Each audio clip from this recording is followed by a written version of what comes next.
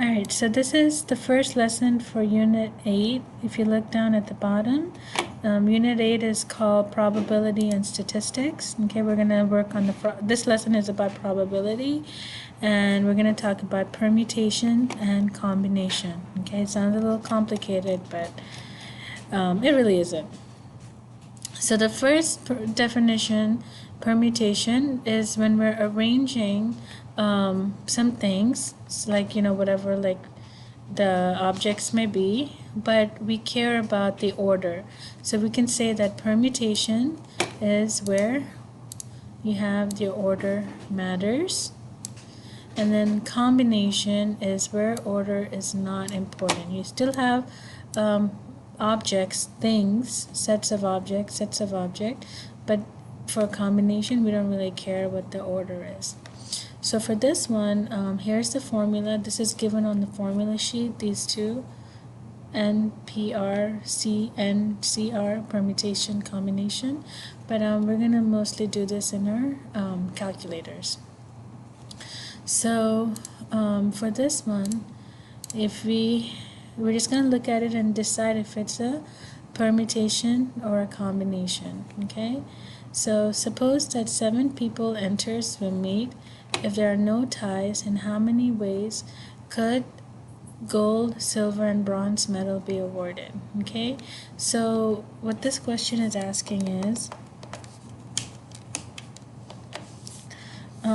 so you have 7 people. Let's say that, I don't know, let me see if just so I can explain this, let's just pick some name. Let's say that you have Al, you have Mo, you have, I don't know, Zoe, you have Andrew.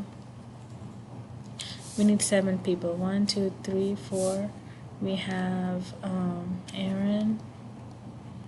You have Noah. 1, 2, 3, 4, 5, 6. We need one more, and then there's Tina. Okay, you have all of these 7 people, and they are competing in a race, in a swim meet. Swim meet means that it's a swimming competition. Okay, so it's asking you, and then there are 3 medals. You have your gold medal, you have your silver medal, and then you have your bronze medal. Okay, you have your bronze medal.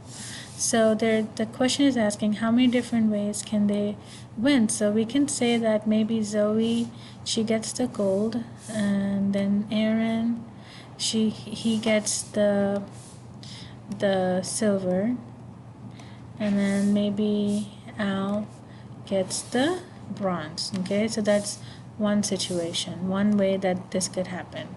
Or you can have different situations. You could have it where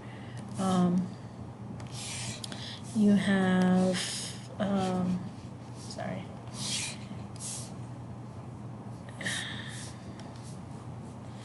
you have it where maybe Mo gets the gold medal, you have Andrew who gets the silver medal, and then you have Al who gets the bronze medal. So that's another combination, or that could happen. You have 2.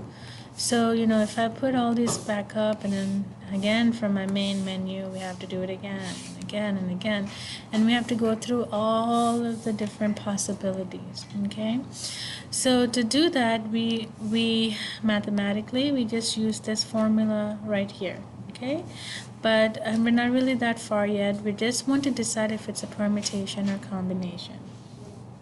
Since in this example we really care what order, because we want to know who gets the first, second, and third prize, right? Gold, silver, and bronze. Since order matters, the order is important, we can say that this is a permutation.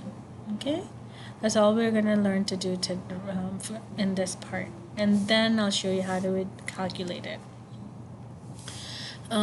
This says a teacher is creating a quiz for her class and wants each quiz question to contain the same number of questions, but the question must appear in different order. Okay, since there's an order, we're gonna say that, and then it says what is the number of questions the quiz can contain. This is a permutation because the order is important. You can have question 1, question 2, question 3, okay, and so on. How many different committee of 3 people can be chosen to work on a special project of a group of 9 people? So we have these 9 people and we're choosing 3 of them. Okay, it can be these 3, it could be these 3, it could be it doesn't really matter how many are we choosing, but the point here is we're not really putting them in order, we're just grouping the 3. So this is a combination. And then the last example is a coach must choose how to line up 5 players, 5 starters for the team of 12 players. Okay, how many different ways can the coach choose the starters? This is a permutation because we're taking the players and we're lining them up. Player 1, player 2, player 3, player 4, player 5. Okay, something like that. Okay. All right. So here's some more examples for you to try. Okay. And then now let's go to the math part of it. Okay, so let me tell you what a factorial is. A factorial is the symbol for a factorial is like an exclamation point, something like that. And a factorial says to multiply all the whole numbers from the chosen number down to 1. So for example, if you were looking at 5 factorial, this would be 5 times 4 times 3 times 2 times 1, and whatever that answer will be. Okay, so like if you were to do 100 factorial, this is the same as 100 times 99 times 98 times 97 times 96, and then it keeps going. Okay, all the way down to times 1, and whatever the answer is, obviously that's going to be a huge answer.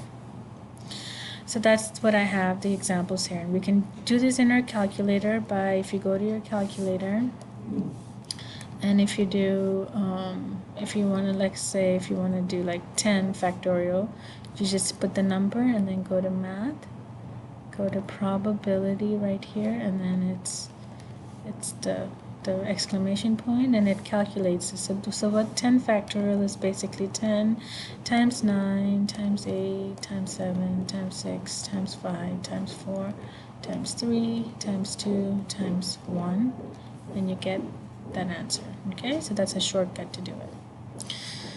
So factorials are important because obviously if you look back on your formula sheet, we have the factorials, okay, as part of your formula. I'm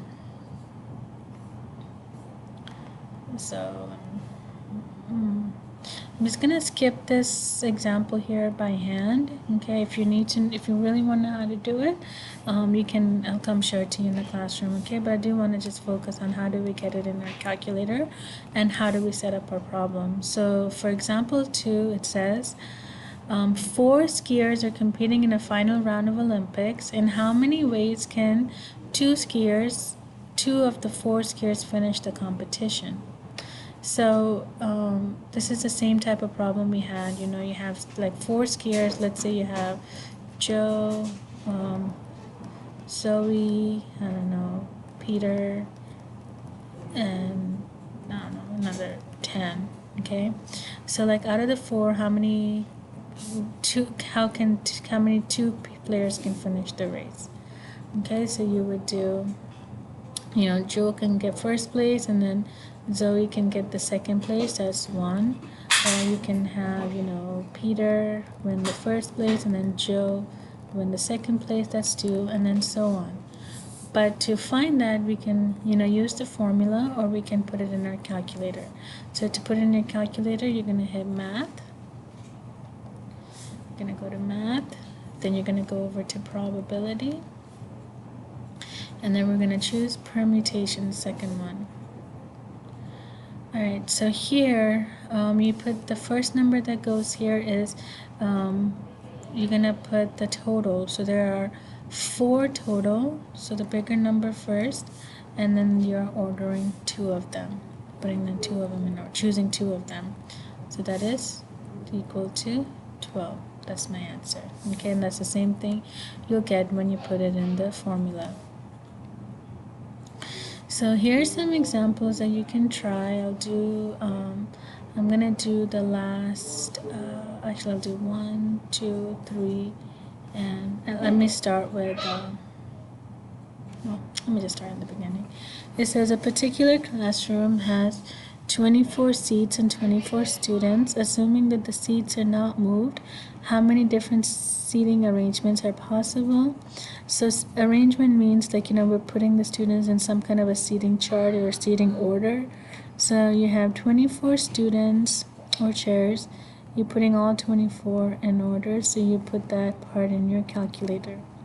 So you're going to do math, probability, and then you're going to put permutation.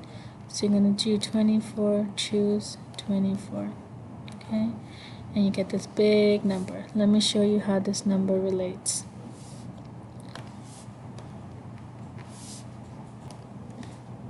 Okay.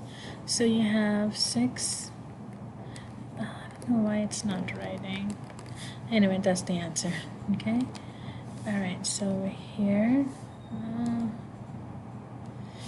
I don't know why it's not writing. So here, I'll just do it in my calculator.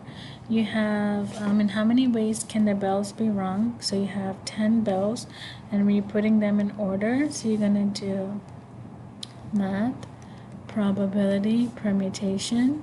So you have 10 bells, and you're putting them 10 different ways, and that's your answer. And you would write that here, or at least try to, and then it's not working, I don't know. Okay? Alright, so, and then it's the same type of problems with combination.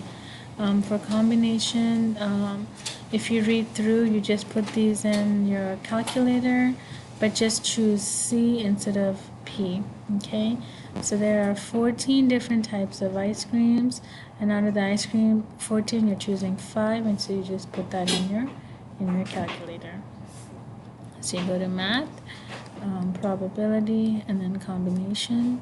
So you have 14 ice cream flavors, and out of the 14, you're choosing 5. So that's 2002 different samples that you can do. I mean, different order of samples. Okay? Alright, I'm going to go to page 6. This is a combination of, well, a mix of permutation and combination problems. So we need to first decide which one it is, and then we need to write our answer here. Okay? So, how many? I'll just do, actually, let me do 11 and 12. Okay? How many different ways you can elect a chairman and a vice chairman of a committee of 10 people? So obviously there's some order. You have a chairman, and then you have a vice chairman. Okay, so this is a permutation problem. So you have 10 people, and out of the 10, you're choosing 2. So you have math, permutation. So out of the 10, whoops, I chose the wrong one. Math, permutation. Out of the 10, you're choosing 2. So you have 90 people.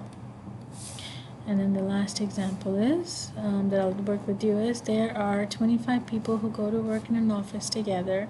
5 of these people are selected to go together to the same conference in Orlando, Florida. So 5 people are just going together. They're no order. How many ways can we choose? So this is a combination. So there are 25 people in the company, and out of the 25, 5 are going.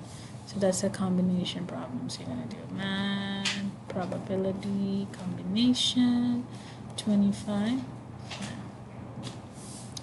So that's 53,130. Okay?